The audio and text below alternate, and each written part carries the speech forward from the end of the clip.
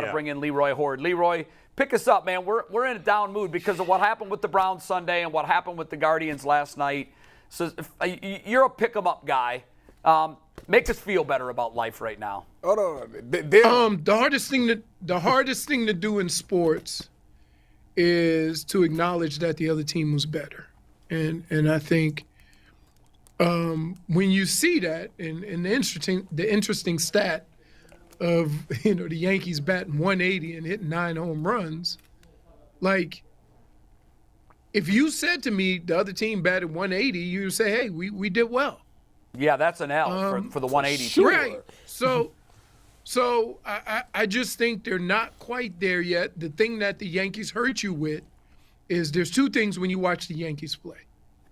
You want to get them to their bullpen, which is horrible. But if you can't get them there, and a lot of times what they try to do is score so many runs that you never have an opportunity for their bullpen to mean anything. And that's what they do. That's what they've done all year. That's very true. The Guardians weren't able to get them, to that bullpen in meaningful innings because of either the score or just not having the ability at the end of that lineup to have guys put pressure on the pitcher. Yeah. Well, to that point, how many times did Clase pitch in the series? Twice. And yesterday it was in a 5-1 game. And so if you don't have the lead, once in a meaningful spot. So the Yankees' mantra is get up early. Yeah. And in doing so, you keep one of the Guardians' best players off the field, and that's what they did in this series. Clase never really had a chance to be a factor. I'll put it in the context of football. Say if your secondary is terrible. Y'all don't say that. And the coach says, you know what? We're going to blitz to hope you don't get to that secondary. It happens. Sure. But you got to have the horses to put pressure. And that's kind of where the Browns are right now, is that they don't have that inside pressure to do a lot of the things that they did in previous years. But I would say that if you look at what the Guardians did, if they didn't do it 1 through 5, the other guys weren't doing what they weren't hitting. It wasn't going to happen. And so now you basically got 3 or 4 outs to try again. So now you've basically shortened the game yourself when you only have 4 or 5 viable hitters. That just means you're not good enough. And kudos kudos to the Guardians because, man, look, they were fun to watch. Mm-hmm. It's just that you knew that there were moments in the game that they weren't going to be that successful. And you can win, but just not against that team. And you just, look, you tip your cap to the Yankees. You got us. We couldn't get you where we wanted to get you. And you move on, and next year you try to get better. It's not necessarily anybody's fault. Yeah, that's true. And remember, it's just like this Yankees team at the All-Star break, now I know they took a big nosedive the second half. Yeah, like 30 games over 500. At one point, I think they were in the high 50 wins and in the teen losses. Yeah. Like they were rewriting baseball history. They were on pace to demolish the regular season win record. Now they didn't accomplish that, but it's the same team essentially, same guys. But guess what? A team, and I would be really shocked if they won the World Series. I would too. For all the things that we talked about, because the further along you get, the more teams are going to have the ability to expose those weaknesses. You're right. And a longer series against the Astros. The Guardians just couldn't do it. Yeah. And that doesn't mean that there were poor decisions. That just means they weren't good enough. Yeah. That's all. I think, yeah, because they only scored 1 run. So even if they score pitch Bieber, he's got to pitch a shutout. Right. And is that possible? Right. Yeah, it is. And, working with the bullpen too. But they scored 1 run. You're not supposed to win if you score 1. 3 in the last 2 games. Yeah, and you're not going to win series doing that. And that's just it's one of those things. It's kind of the, when you see these teams that play sound, solid baseball, and then you get into these situations, teams like Tampa, where they play small ball and they do all the little things to just get them through a baseball game. Well, at some point you run into a juggernaut. Yeah, you run into a team that's hitting well. You run into a team that no matter what you do, you are not better than the other team. I just felt that's where the Guardians were, to sit here and concentrate on and kind of micromanage all the decisions that were made.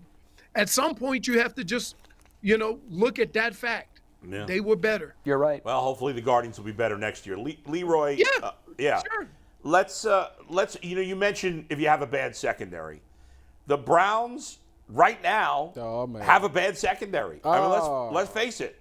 They have a lot of they have good guys that are talented, but we thought Denzel Ward, Greg Newsome, Grant Delpit, John Johnson would all be really good this year. And the only guy that's been good in that secondary is the rookie, Martin Emerson. The rest of the guys have been mediocre or worse, in my opinion. What say you? Well, let's identify why. Okay. Last year, Jadeveon Clowney and Myles Garrett got after the quarterback at a quicker and quick clip. Pressure up the middle was a lot better. Okay? So what does that do? That helps your secondary. Your secondary can be more aggressive. Now, fast forward to this year, the pressure just isn't getting there as much. Jadeveon's been hurt.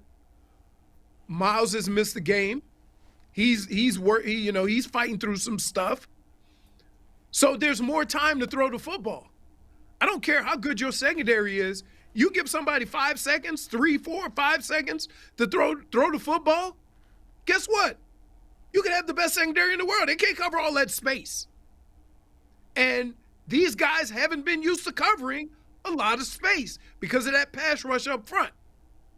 So what you have to do is that the hardest thing to do as a coach is to determine when is it time to try something different, or do you continue to ride your horses? Well, I think it's time. Because I think it's time. Yeah.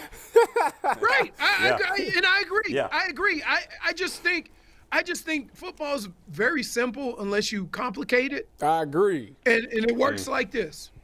And this is the basic fundamentals of it. If we can't protect the quarterback with 5, we use 6. Yeah. If we can't protect with 6, we use 7. And if you can't get home with 4, you use 5. Right, exactly. You have to change it up. You can't keep doing the same thing and getting torched say that's insanity. It's going to get better. That is insanity. Like at some point, and this is one of the things that I would always say about Bill Belichick. He don't care who you are. If it ain't working, he tweaking it. Because it's his job to win football games. And you might feel a little hurt. You might feel a little offended. But you can't deny what's going on the field. So do you think it's time to tweak? What I think it's time to do is this. I think that they can use the same 4 or 5 guys to blitz, but they need to be more creative with it. So, for example, I'd line Myles Garrett over center every now and then. Yeah, why not? Not for this reason. If you sit a guy in one spot, that offense is going to just come up to the line of scrimmage, identify him, and they're going to run their offense accordingly, right? That's the game plan. That's the way it works. They're running away from Myles. Take Myles Garrett and put him over the guard. All hell gonna break loose on that offensive line. Yeah, you're right. Because you make any changes, that's not what we prepared for. But it seems so obvious. Why haven't they done it?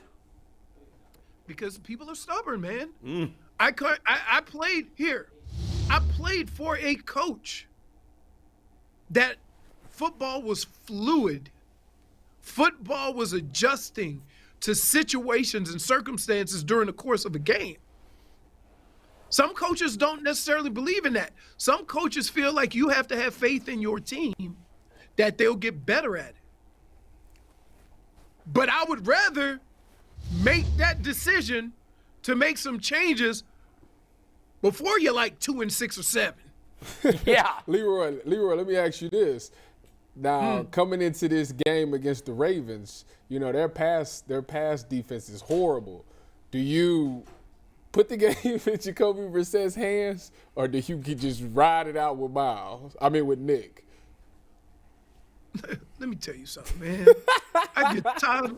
I'm tired of coming in here teaching this class every week. Go ahead. Right? If I'm going to a fight, I'm taking my best fighters and I'm putting them in the front. Right? Everybody else could get the leftovers. I'm riding my horses. Well, I mean, you see what I'm saying? They kind of owe him that after not giving him the ball and kind of letting him they just kind of conceded defeat last week. It's a crazy thing, man. It's like, get out of your own way. That's what they didn't even attempt to run the ball. They just came out and said, "Oh, they taking the runaway, so we not gonna do it." Ridiculous. Even before they tried to run. That's what I'm saying. Throw, interception, game over. Here's the kicker. Here's the kicker to all of this. You have a running back whose claim to fame is he gets more yards after initial contact than anybody. Why are you afraid to have a situation where there's going to be contact? I know. You got the best at it. You telling me, here's what you telling me. You telling me I got Nick Chubb and a free safety coming down into the box. Just because that safety come down, you telling me, oh, that safety gonna tackle Nick Chubb? I ain't giving into that. Do what you do. But for some reason, a team can just come down with numbers, put 9-10 guys in the box, and then drop back 30 yards and fool Jacoby. Make them commit. Make them commit. You know why? Because you got that dude. Leroy. It's frustrating to me. You know why? I'm gonna do this right now. I'm gonna apologize to all Browns fans because I'm a Browns fan right now, and I hope I didn't put you through this. I hope I didn't put you. Holy smokes. I'm miserable. No, you didn't. I want them to win so bad. You know what, Leroy? But if I'm going out, listen, if I'm going out with my best up front. I'm not going to lose a game because I tried to trick play.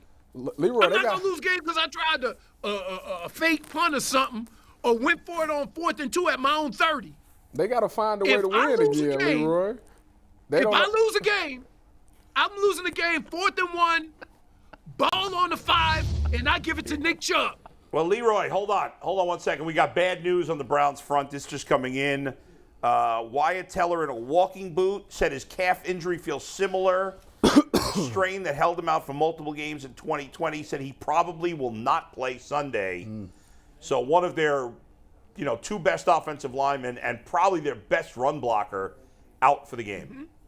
That doesn't help. Well, I mean, it doesn't help, but you got a 53-man roster. Yeah. And we have Bill Callahan. And if they had so much faith in Wyatt Teller last week, why they stopped running the damn ball? There's no excuse for that. Now all of a sudden you won't say he's important? Leroy. He was important last week. Leroy, on that point, because that was the question that we had Monday. Why did you abandon the run? But it really wasn't why did they abandon the run. They came into the game passing to Pharaoh Brown and then an interception. It was literally like they had already succumbed to the genius of Bill Belichick. Yeah. He's going to stop us, so we're not even going to try. Yeah. And that, to me, here's what happened. Is inexcusable that your coach is waving the white flag because the coach on the other sideline is better at scheming. Here's what people say. You play Bill Belichick, he's going to try to take away what you do best. Of course. And he does that. And you know what I say to Bill Belichick? I got the best run game in the league. Come get some. That's right. Until you prove to me, and until you approach every game this way, we are the best at this. Come get some. You're right. Even if they stop you the first 8-9 times, keep going. And stop trying to game plan like a defensive coach. Right. See, a defensive coach game plans on all the situations and all the counters that they're going to do in advance. And what you do when you do that is you take the game out of your players' hands. And you also Like tell your players you're not better than they are. Yeah. Nick Chubb is one of the best at what he does. Right? Yes. So let him do it. Yeah. And the message, Leroy, to Nick Chubb and the offensive line, when the game plan was clearly we're going to trick him with the pass, the message to Chubb and the offensive line is, we don't believe that you're better than Bill is at coaching, stopping what you do. Ridiculous. So we're going to go to our second best pitch. That's how you lose games. I wouldn't go there, but I think a lot of times the way these things go, is you have a run pass check, and you're just counting bodies. Yeah. Right. So it might not be a situation where they're trying to trick Bill and take themselves out of it. It may be a situation where, and keep in mind, from an offensive standpoint, you know, I've been on record as saying, you know, defensive guys aren't the smartest. Okay? That's a lie. That's a lie, Leroy. It's a lie. Okay. It's a lie. Danger! Because somebody with emotion. Stop! But I will say this. That's so true. Sometimes offenses are just as bad because they just count bodies. Yeah. And I would always say, I don't care who that body is, it don't mean he gonna stop me. Right. So sometimes you gotta force the issue, especially when you're in a situation that you're in. Let's see if it'll work. Because guess what? 12 for 56, even if it's an 8 or 9 man box, that's winning. That's winning. And guess what? Here's the other thing that really got to me during the course of that game is that you let them determine what you were going to do based on just numbers in the box, but then they drop those guys out to still double cover guys. Yeah, they show you one look. That's exactly right. Guys, listen. You can't have it both ways. Yeah. If you're committing to the run, we're going to make you commit to it. Impose your will. But if you're going to drop out, then you're going to drop out. But we're not going to let you have a two-way go at it. Let me give you a quote. This is from John Johnson. Cameron Justice tweeted this. And because of Suits ruining things as usual, we can't put the tweet up. But John Johnson said this. It's a commitment thing. When practice is over, you can't just run out of the building. Leaders on this team need to get together. Something's got to change. Well, that's at least a leadership comment. But, like, all I hear from this guy is talking. I don't see him doing anything on the field. Well, he's calling everybody out. What's he doing? Who's he calling? He's not calling anybody out. But here. He's not? He's saying the leaders on the team suck. Why don't nobody have a team meet when they winning? What was that? Everybody always have a team meet. Why don't nobody have a team meet when they winning? It's always a team meet when they losing. Yeah. What lose gonna do? The game was on Sunday. The game was on Sunday. Here's an interesting thought. Play better. You got a problem with the coach? Go have a side chat. You ain't got to be public about it. Go talk to Kevin Stefanski like a man. Hey, man, let's do this. This is what we do. You got to be able to have that relationship with your coach to discuss some things, long as you don't go at him. You see what I'm saying? So for everybody to have all these meetings and whatever, what you meeting about? What you meeting about? Tell me. Because the only thing that's going to happen is, here's what happens in these team meetings. Somebody going to get up there that probably shouldn't be up there to start off with. Right? And they going to start giving an overall view of the team. And they going to say, we need to do this and this and this. And somebody in the back going to say, what about you? Yeah, exactly what's going to happen. And then everybody going to leave the meeting mad as hell. It ain't nothing going to get done. Everybody know what you got to do. You got to play better. Leroy, I just came out of nowhere. Defense, stop somebody. I just pulled up like the Ghost of Christmas Past.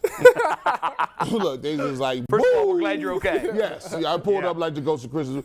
Look, so here's my thing with John Johnson, right? Oh, see, they doing these. They good at it now. Y'all real good at this. it's on me. Yeah. We got to get together sick of and this be on crap. the same page Yeah. type stuff. Well, no. Let's get down to the base level of what's going on. You ain't making no plays, dog. I ain't seen no plays, bro. I think that there's a lot of people, you know, in the league, there's people that's in their gap and there's people that's making plays.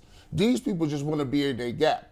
And the thing with these safeties is, I'm going to be honest with you. Hold on. Yeah, we're going to get right to them. Right to the safeties. Whoa, go ahead. Speak your piece. Let's get to these safeties. Now, look, if you not going to be stopping the pass, you can't be missing no tackles on the run. Okay. I don't really know exactly. They running jet motions and they going to the house. I'm confused. My thing is, if you're going to be out there, no, don't say we need to get together. Say, all right, can we tackle? No, we don't tackle very well. Do we know our assignments? No, we really don't know our assignments that well. Can we communicate? No, we don't do that either. Do we get turnovers? Now you want to communicate. Now they want to communicate. Now you want to talk. Yeah, how about you communicate at 1 o'clock on Sunday? Yeah. Hey, what do they do? John Johnson's too busy sliding into Ty, DMs and fans. Ty, how many coaches have said this to you? When we win, it's we, and when we lose, it's me. Yeah. That means That's a you common work on phrase. yourself. Yes. Don't stand. Who on that team can stand up in front of the rest of the guys and say what we need to do? But You're right. Come on. well, They don't need no team meeting. In they They don't press need no team meeting. We know. with- Like next time y'all go on the field, just look at somebody and go, "We know, dog. We know. Right? No, Let's get and it. That's the Let's get thing. it. But that's the thing, Leroy. You can't accept mediocrity out of your teammates. Like, yeah, that's the thing. You know, I'm not gonna go on a rant because the last time I didn't like the way I did. Do it. But you gotta hold each other accountable. Like, they gotta. do. They You do. So when But he here's the says deal. that people are leaving the building, all he's basically saying is that y'all come in and y'all do y'all job. If you're a real football player, you know that once practice is over, that doesn't mean that you're done. Like, you have to do the extra things, and that's what you got to go watch extra film. You got to do extra drills. We heard last year how the Bengals defensive backs were meeting on Tuesdays. Yeah, on the their day off. days. Yeah, that's what I'm To saying. watch film together on their own. And the way that this They defense probably is should have been meeting on Mondays too, because they had Eli Apple. Hey, listen, we're not doing that. Snuck that Wow, in. he's killing the Buckeyes now. You I talk, mean, Eli Apple wait a played the minute. Super Are Bowl, you is that what talking you're about? You talking about the one that went to the Super Bowl and national champion Eli Apple? That's the one you talking about? First round pick I am. Eli Apple? I What know. about- what And I'm about gonna him? tell you why.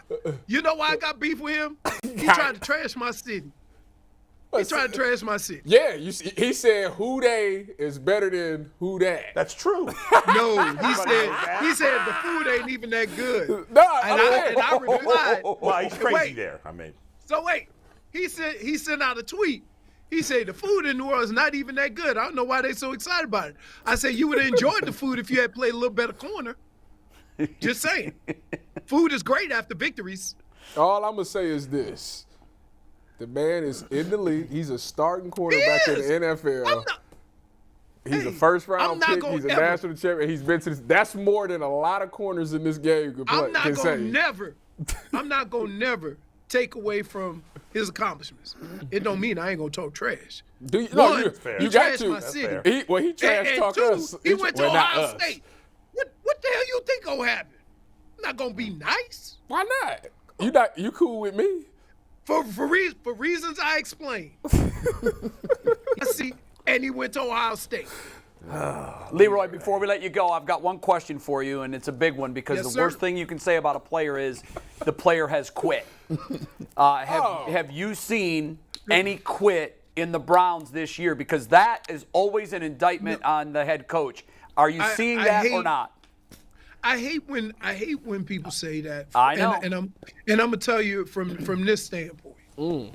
Right? I want you to go in the locker room and tell Nick Chubb he looked like he quit. Oh, I would never say that to any of these guys. Okay. I want you to go on that defense. Now, see, we always think that guys can just give more effort and be better. Not That's give not more true. effort, just give all your effort. I'll tell King Okay. York he quit. I can kick his ass. You be surprised. He'll kick you on the side of the head 4 times before you even realize you've been here. Yeah. 62-yard field goal with Bull's head. Kick you right in your chin. No, so Leroy, I hate people state. Right, I understand that, but you haven't seen any of that this year. You think that everybody is giving max effort? No, yes. I don't see anybody quitting. Good. It's why I asked you. They need to look, there's a difference in quitting and needing to be better. And again, the hardest thing to walk away from a Sunday after your team has played is to admit the fact that they were better. Right. Especially when you had a lot of opportunities. I'm telling you, I have never seen a team dominate time, yardage, and stuff like that and still lose games. Right. Yeah. The way they're doing it. And so when you say something like that and then you look at all the numbers of the game, it's hard to come to that conclusion other than they have too many timely mistakes and too many timely penalties. And too consistent. And it costs them, and they can't, right now, as this team is currently constructed, they need to be closer to perfect to have success. And you need to identify that. That's it. 2 minutes before the top of the hour, Leroy. 2 minutes before the top of the hour, so we wrap it up with this. What's the score Sunday and who wins? I got to tell you, I don't know who's going to spit the bit first, the Brown or the Ravens. Because the Ravens don't want to win football games between their coach and what they trying to do with Lamar. They both lose it in the end. Hey, don't it look like they sabotaging Lamar? They don't want to do too good. No, that's a bridge too far. But I know. I'm kidding. It is interesting that contract situation is out there, and all of a sudden the Ravens are just not getting it done. So who wins, Leroy? Give us an answer here, will you? Yeah, we've got a minute 15. Here, I'm going to go with the Browns because I don't trust what the hell they doing with Baltimore, because Baltimore just finding ways to lose. And I don't know how you shake that, right? I don't know how you shake that. But Cleveland not far behind them. Maybe we should pick a tie. 0-0 tie.